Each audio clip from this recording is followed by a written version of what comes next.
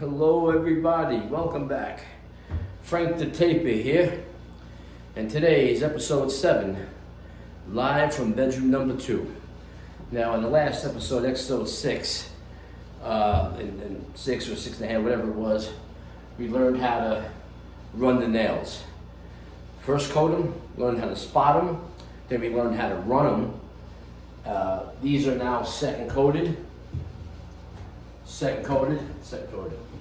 So now what I'm going to do now is I'm going to third coat the nails. I'm going to third coat them with the 6, and I'm going to wipe them with the 10. Okay, here we go. 6, hawk with mud, 10-inch knife. Here we go. Going to load it right up. Start up right there. Come right down with it. All the way down to the bottom. Just like so. Mud it up. I take the 6-inch knife, I go straight across. Just like that. Feather it on the top. Take the 10, straight down.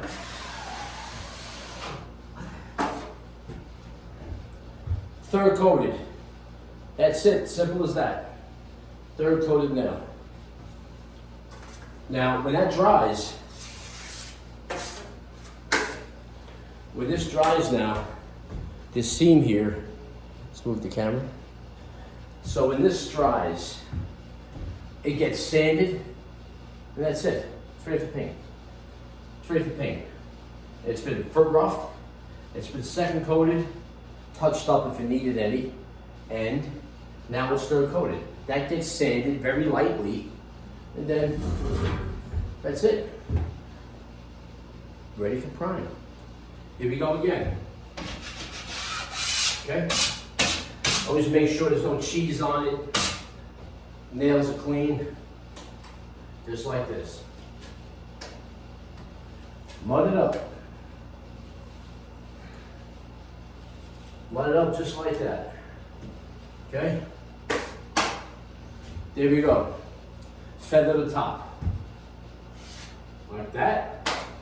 Grab your 10.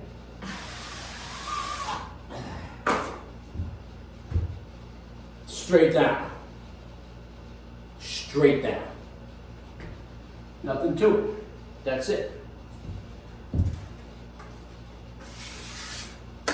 When that dries, you sand it down,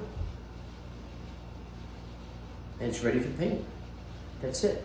That's all. I'll go over here and show you some of these. Over here. Give you another couple of examples. So I take the back of the knife, try to go like this.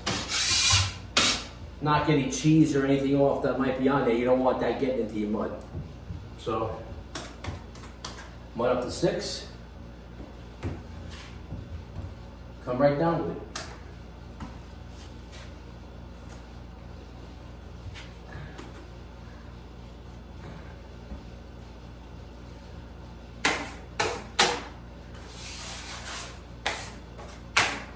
Feather the top.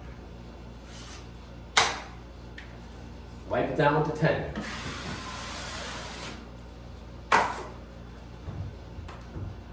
Thing is ready to be sanded and primed. There's nothing on those screws that need to be done anymore. You know, unless they're empty or unless you have a pop screw and it keeps popping out, that means it's loose. You have to go back and you have to take the screw out. And then you just got to re-compound it a few times and it's good. So sometimes it's a pop screw. And sometimes you can't tell until you mud them up. And then if you press on the wall like this on the sheetrock, put a little pressure, and you see that nail head move and pop, it's loose. Best thing to do is just, dig it out, take it out, and then re-compound it a couple of coats, sand, and you're good. But sometimes it doesn't come out until you put the mud on it, you can't tell. So, hopefully, you don't get that. But there's a way to fix it. Is it a pain? Oh, heck yeah. Because now you're going backwards. Taping is all about moving forward. Preparing this for the preparing this coat for the next one. Everything is preparing. So when you got to go back and take a screw out, when you're third coating the screws, you got to go back for that one and you got to play catch up. And every time you go backwards, you lose time. And if you lose time, what happens? You lose money. And nobody wants to lose money. So you got to make sure you do everything you can while you can to keep moving forward. That's the key. Okay, we're going to do this one here.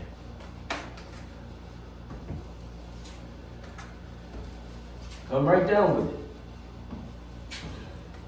All the way to the bottom.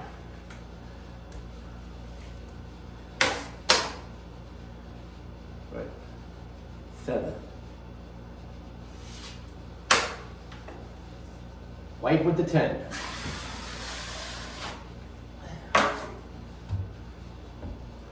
That's it.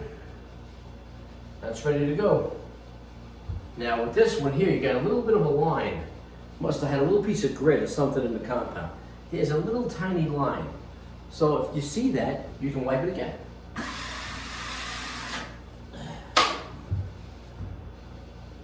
Gone. That's it. Sometimes if you see a little dirt or something gets in there, take it out, throw it on the floor or throw it on your drop cloth or your bucket or some junk bucket.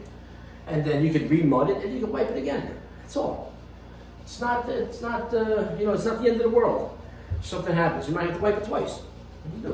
You do what you gotta do. So that's it right there. That's how you third coat some screws. Now I went around the room and I already did all the other screws on the bottoms, right? I had touched up around the outlets and things like that. So now I'm just going to jump up and do the tops, pull them down the same way, which is a lot easier because there's no bending. There's no bending. So you just have to do that one.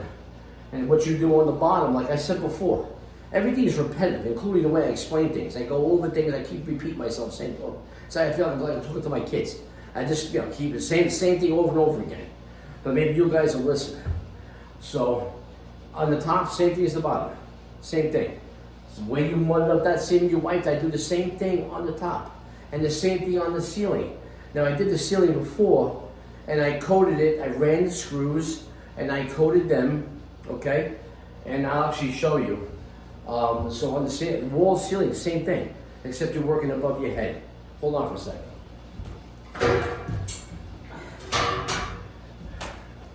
All right, now look, I want to show you something. I want to turn the camera around and I'm going to show you the ceiling, okay?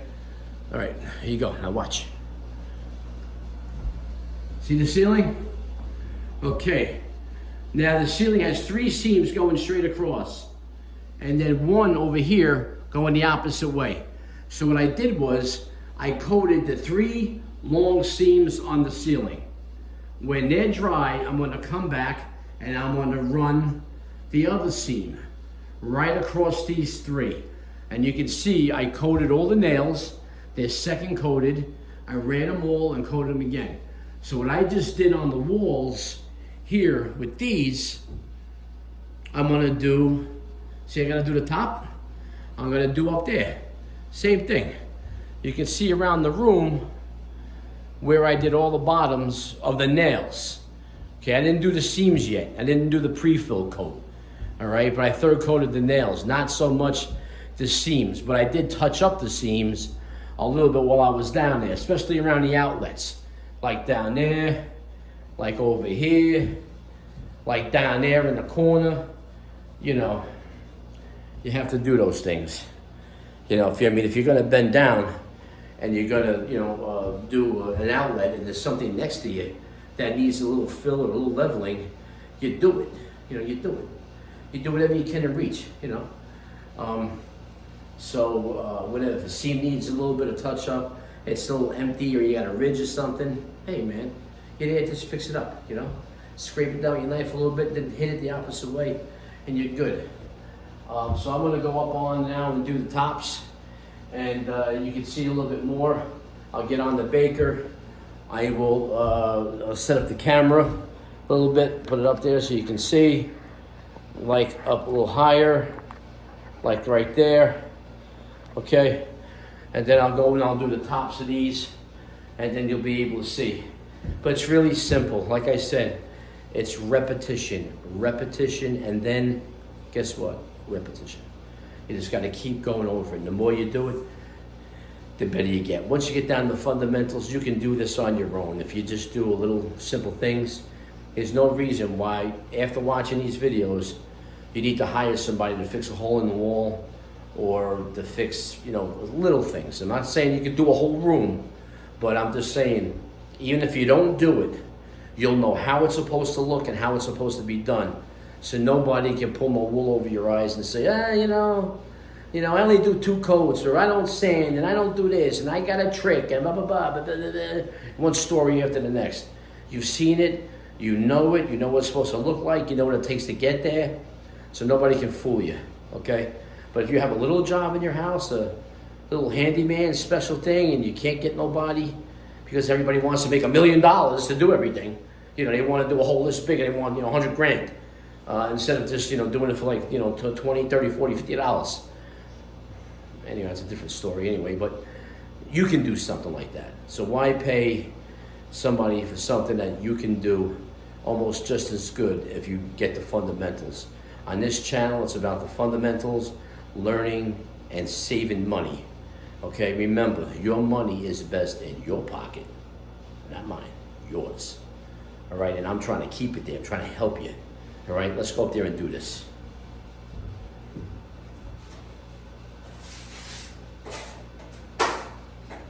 Okay, get my trusty scaffold. Here we go. Okay. Here we are. Imagine there's people actually this tall in life. Can't imagine what it'd be like. Anyway, scrape it down, all the cheese off. Good. Mud it up.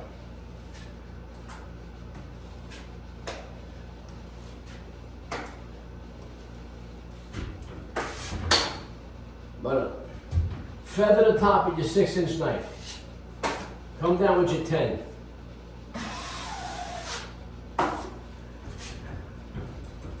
Bingo. We'll do this one.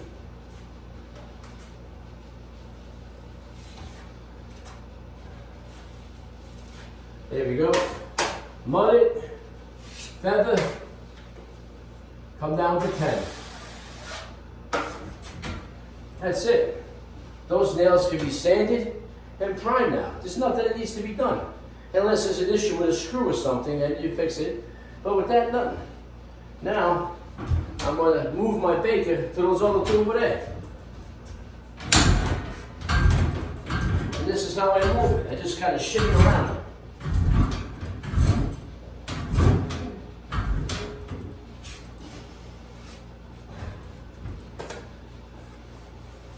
Okay, I'm over here. I want to do this. All right.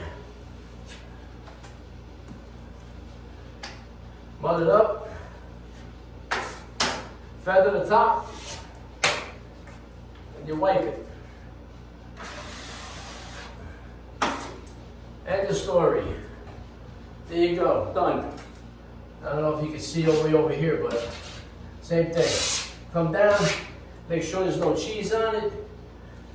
Come down with the mud, just like that. Feather the top, wipe with the 10,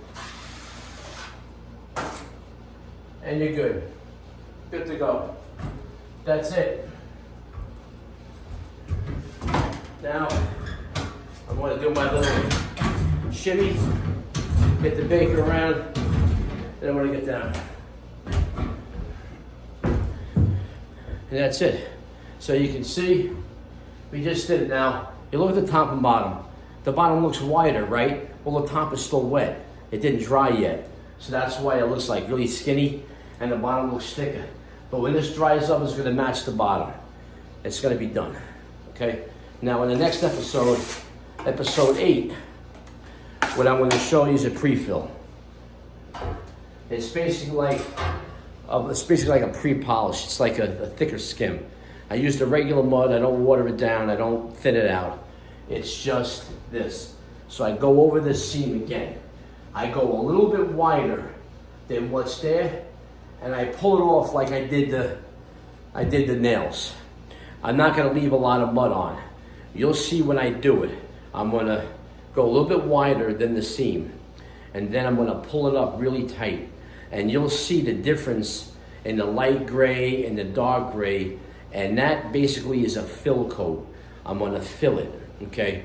I do a rough coat, I do a second coat, and I do like almost another second coat. I call it a pre-fill coat, or like a pre-polish. It comes before the final coat.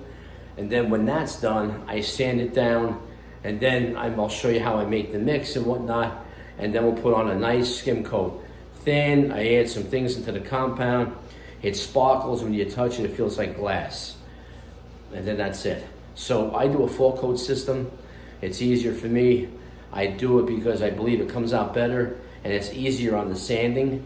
So I like to, I like to fill it, Some of these seams are good, but I like to fill it. It's easier for sanding. For me, because of my neck injuries and using the stick, it's a little bit easy, a little bit less sanding. The seam is almost perfect when I have to sand it. Sometimes it is, and I leave it alone. But sometimes it needs another little coat just to skim it out, finalize everything, and whatever. So it's a full coat system that I use, that everybody does. But you gotta do at least 3. You gotta do at least 3. Rough coat and your third coat. All right, now see the nails, they're third coated. They don't need a 4th coat. It's just a waste of mud. They're good. You sand them down and everything is fine. Unless there's a problem, unless the screw, because when this mud dries, it shrinks in. When it dries, it shrinks. So sometimes, a screw might shrink in a little bit, and then you'll have to, have to spot it again. Get a little mud to bring it up to level. So sometimes that happens. But if it doesn't happen, everything is good, you're good to go. You don't need a 4th coat. The seams, they're a little bit different, okay? So this is it. This is third coating the nails, top and bottom. That's the way it is. Next episode, we're gonna do the seams, and then we're gonna third coat the nails up on the ceiling, and run that other seam going across, and then you'll see what I mean. We're gonna finish this job, we're gonna do it together, and you'll see the whole process, okay? Is it boring? Hell yeah, it is. It's boring, it's very not exciting. It's not very dangerous unless you fall off the baker and your head lands in a bucket and you drown. Okay, it's really not. It is, it's very repetitive, it's even boring. A lot of people don't like it. They don't like touching this stuff, they don't like getting it on their hands or whatever the case is. But there's no danger to it, not like electrical, plumbing, or those other trades that are a lot more involved. Okay, I mean, unless you somehow, I don't know, throw your knife like a boomerang and it comes back and cuts your throat. I don't know how you get hurt doing this. But anyway, but it's very repetitive, kind of like me. Same thing all over again. Very repetitive. Practice makes perfect. It doesn't really change. It's the same thing. It's very hard to forget. When I work like this, now I'm explaining things because I'm on camera, but when I'm not on camera, I got the radio on. I'm listening to, podcasts or whatever, I don't even think about it. I don't give this no thought. All I do is, the arms just go. It's automatic. It just happens. I just do it. I don't even have to pay attention like, oh, gee, what am I going to do with this seam here? It does. It's automatic. It's muscle memory. It just does it. Okay? I don't have to think about what to do. I just look and I'm like a robot. And I just do it up and down, up and down. I just do it. So, in that respect, it's pretty easy. There's no other trade really where you can do that and be successful. But this one, you can. And it's very important because, let's face it, paint hides this. That's all. So you can't hide my work. You can't bury it. You can't hide it. It's exposed for everybody to see. They'll know right away after you prime it whether you're good or whether you stink. Okay? That's it. They're going to know right away after the prime. The primer brings it all out. So after it's primed, you can't see anything. Wow, this guy did a good job. Or, oh my gosh, man, look at that. It could look good. It could look great after your final coat. It can look beautiful, but the primer tells the truth. The primer will expose you if you're a good taper or you're not. So that's why I tell people, hey, oh, Frank, everything looks good. Hey, beautiful, man. Oh, you're the best. Blah, blah, blah, blah. Prime it. Prime it first, and then you come talk to me. So that's the name of the game. Thanks for watching. Like and subscribe. I don't know how you guys watch these things. It's so boring. But if you learn anything good, if you're entertained, even better. Like and subscribe. Leave a comment or don't leave anything. That's fine. Have a great day. Thanks for watching. Now stay tuned for episode 7 coming up. We're going to do a pre-fill on the seams. And I'll show you exactly what I'm talking about. Okay. Have a great day, everybody. God bless all of you as always. Bye.